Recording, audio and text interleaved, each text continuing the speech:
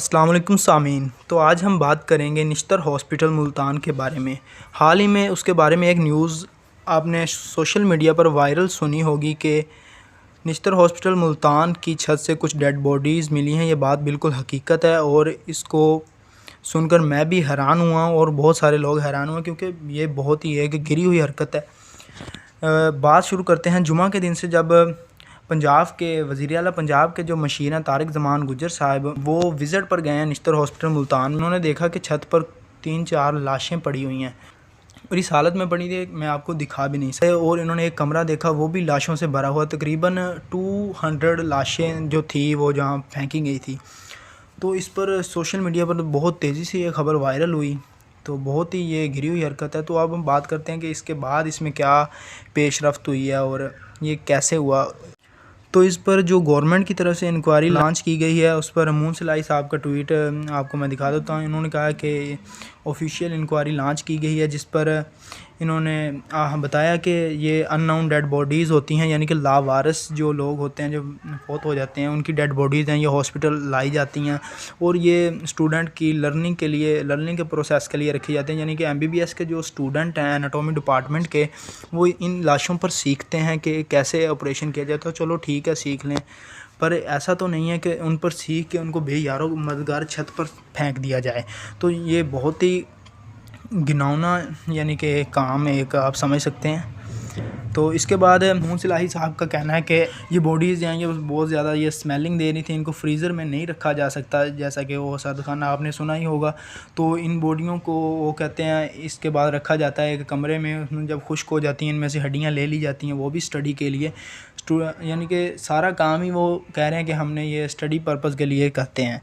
तो बात ये नहीं है कि स्टडी आप क्यों करते हैं, ठीक है करें, पूरी दुनिया कर रही है, पर ये बात गलत है कि स्टडी पर्पज़ के लिए उनको इस तरह इस्तेमाल किया जाए कि छत पर फेंक दें। जो कुछ उनमें से औरतों की लाशें भी थी जो बग़ैर यानी कि ढांपे हुए रखी हुई थी, ऐसे बेयारो मददगार।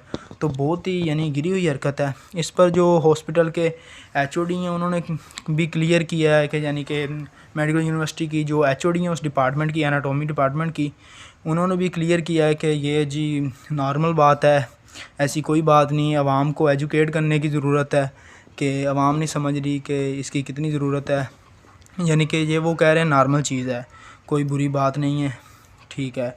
हम वो कह रहे हैं हम आगे भी ऐसे ही करते हैं, ठीक है। जो यानी कि उधर फ्रीज़र वगैरह हैं उन रखने की सहूलत, वो भी ख़राब हुए पड़े हैं, जिसकी वजह से उनमें भी नहीं रख सकते। उनको पहले उन्होंने सारा डाइसेक्शन उनकी करके अंदर से जो भी अज़ा हैं उन पर स्टडी किया हुआ है। स्टडी करने के बाद उनको छत पर फेंक दिया है। कुछ हड्डियाँ भी पड़ी हैं, लाशें भी पड़ी हैं, यानी कि बहुत ही बुरी चीज़ है ये। मुल्तान सिटी पुलिस के CPO खुरम शहजाद हैदर ने भी कहा कि जी हाँ, ये बॉडीज़ उन्होंने भी क्लियर किया है कि बॉडीज़ हम इनके हवाले करते हैं PPC के 174 सेक्शन के तहत है। और वो कहते हैं कि इसका मतलब ये नहीं है कि इनको बेयारो मददगार छोड़ा जाता है, यानी कि बॉडीज़ को खुले आसमान में। तो वो कह रहे हैं इनको मुकम्मल SOPs के तहत है, इन पर लर्निंग की जाती है और इनकी प्रॉपर बरियल की जाती है, इनका नमाज जनाजा पढ़ाकर बाद में। लेकिन वहाँ कुछ इस तरह का मामला होता हुआ नज़र नहीं आ रहा था। मेडिकल यूनिवर्सिटी के सीनियर ऑफिशियल का कहना है कि इसकी ज़िम्मेदार पुलिस है और रेस्क्यू वर्कर्स हैं, जिन्होंने इस बॉडी को प्रॉपर इनकी बरियल नहीं की। इसके ज़िम्मेदार हम नहीं हैं, हम बस इस चीज़ के ज़िम्मेदार हैं कि हमने इन पर सीखना था, स्टडी करनी थी, स्टूडेंट्स को सिखाना था और इसको छत पर फेंकना था। बाकी ज़िम्मेदारी पुलिस की थी और रेस्क्यू वर्कर्स की थी कि इन्होंने इनको दफनाना भी है, उनका जनाजा भी करवाना है। तो इस पर चाहिए तो ये था कि हमारे वज़ीर-ए-आज़म साहिब इस पर अज़ खुद नोटिस लेते और इस बात की कड़ी से कड़ी तहकीक करवाते और जो भी इसके ज़िम्मेदारान हैं उनको सज़ा दी जाती।